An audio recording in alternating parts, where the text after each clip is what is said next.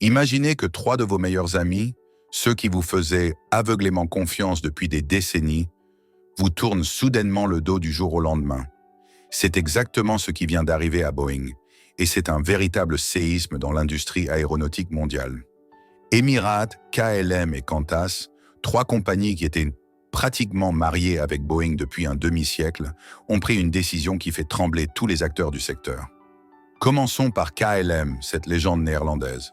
Cette compagnie centenaire était littéralement obsédée par Boeing depuis les années 70. 84% de sa flotte entière venait de chez Boeing en 2024. Des mythiques 747 Jumbo Jet aux 737 qui sillonnent l'Europe quotidiennement, KLM respirait Boeing. Mais voilà le choc qui a sidéré l'industrie. KLM vient de commander 134 appareils Airbus d'un seul coup. Une commande colossale qui représente des milliards d'euros.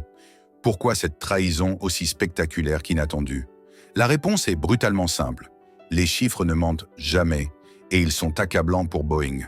L'Airbus A321neo peut transporter jusqu'à 244 passagers contre seulement 204 pour le Boeing 737 MAX. Côté autonomie, l'A321neo vole tranquillement sur 7400 km, alors que le MAX plafonne péniblement à 7070. Mais le véritable coup de grâce, 15% d'économie de carburant en plus pour Airbus contre seulement 14% pour Boeing. Sur des milliers de vols annuels, cette différence représente des dizaines de millions d'euros d'économie. KLM ne s'est pas arrêté là dans sa révolution.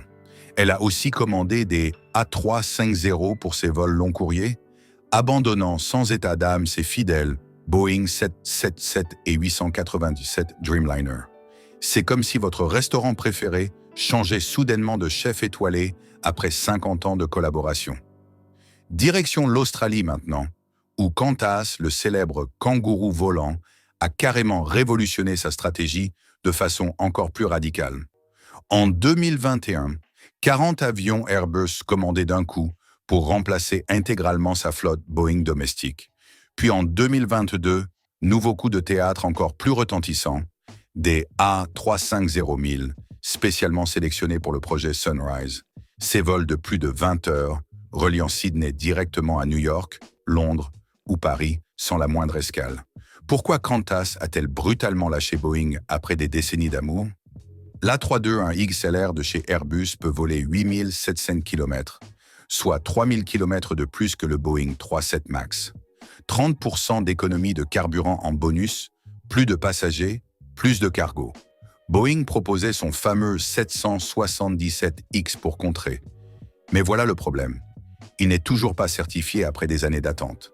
Qantas ne pouvait pas attendre indéfiniment dans un marché qui bouge à vitesse grand V. Mais le véritable tsunami qui a secoué l'industrie, c'est Emirates.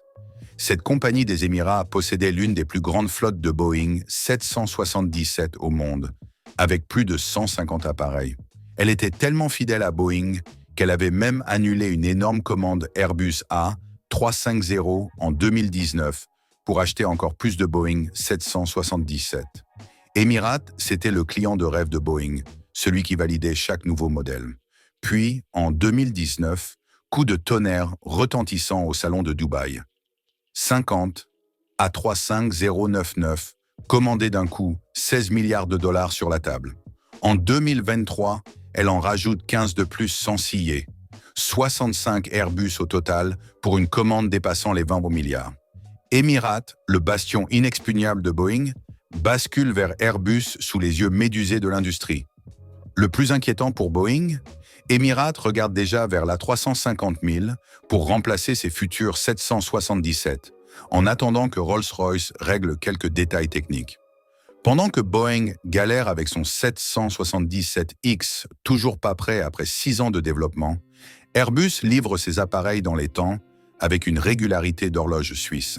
Mais qu'est-ce qui pousse vraiment ces géants à abandonner Boeing comme un navire qui coule? Premier facteur déterminant, l'efficacité énergétique devenue cruciale. Avec les carburants qui flambent et les réglementations environnementales qui se durcissent partout, chaque litre économisé compte énormément. Les A320, Neo et A350 d'Airbus surpassent systématiquement leurs équivalents Boeing sur tous les paramètres clés. Deuxième facteur critique, la fiabilité absolue des livraisons. Airbus livre ses avions dans les délais prévus, point final. Boeing, lui, accumule les retards catastrophiques depuis la crise monumentale du 737 MAX, qui continue de hanter la compagnie. Troisième facteur d'avenir, l'innovation technologique. Airbus investit massivement dans l'hydrogène et l'électrique pour préparer l'aviation de demain. Ces compagnies ne voient pas seulement l'année prochaine, elles préparent minutieusement les 30 prochaines années de leur stratégie. Parlons franchement de ce qui a définitivement coulé Boeing dans l'opinion. 2019 restera gravé comme l'année noire. 2 crashs terrifiants du 347 MAX, 346 morts innocents, le système MCAS complètement défaillant, la formation insuffisante des pilotes, les raccourcis industriels inadmissibles. L'avion est cloué au sol pendant 20 mois. La confiance, cette denrée si précieuse dans l'aviation, s'effondre totalement. Depuis cette catastrophe, c'est l'enchaînement infernal. Retard interminable sur le MAX 7 et MAX 10, problèmes de qualité récurrents sur le 787, témoignages accablants d'employés dénonçant la culture d'entreprise. Boeing, jadis symbole absolu d'excellence américaine, devient progressivement synonyme de risque et d'incertitude. Pendant ce temps, Airbus livre discrètement, efficacement, sans faire de vagues médiatiques. Résultat prévisible, les compagnies fuient Boeing massivement vers la concurrence européenne. Que doit absolument faire Boeing pour survivre à cette crise existentielle? Primo, reconquérir la confiance coûte que coûte. Fini les cachotteries et manipulations, place à la transparence totale à tous les niveaux. Secundo, certifier rapidement le MAX 7, MAX 10 et surtout le 777X tant attendu. Chaque mois de retard offre plus de terrain à Airbus qui en profite intelligemment. Tertio, innover massivement pour rattraper le retard technologique devenu abyssal. Ce qu'on observe aujourd'hui dépasse largement la simple redistribution des cartes du marché. C'est une véritable révolution structurelle de l'aviation commerciale mondiale. Emirates, KLM et Qantas ne changent pas juste d'avion par caprice, elles réinventent complètement leur vision stratégique de l'avenir du transport aérien. L'aviation représente actuellement 3% des émissions mondiales de CO2, un chiffre sous surveillance constante. Les gouvernements, investisseurs et passagers exigent des compagnies toujours plus vertes et responsables. Pour réussir cette transition énergétique obligatoire, il faut des appareils combinant parfaitement autonomie, efficacité et confort sur des trajets dépassant 16 000 km. Airbus y arrive brillamment avec la 350 déjà en service commercial.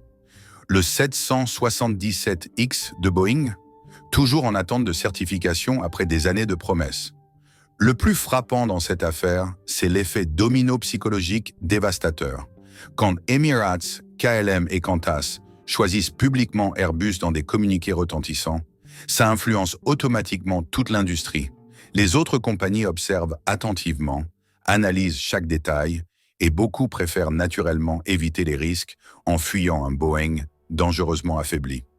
3 géants de l'aviation, 3 décisions historiques fracassantes, un message absolument cristal, Airbus ne rattrape plus Boeing, elle le devance nettement dans tous les domaines. Boeing a encore le talent et l'héritage légendaire, mais il faut maintenant prouver concrètement qu'elle a encore l'avantage concurrentiel. L'avenir du transport aérien mondial se joue maintenant, et les prochains mois seront déterminants pour l'équilibre des forces.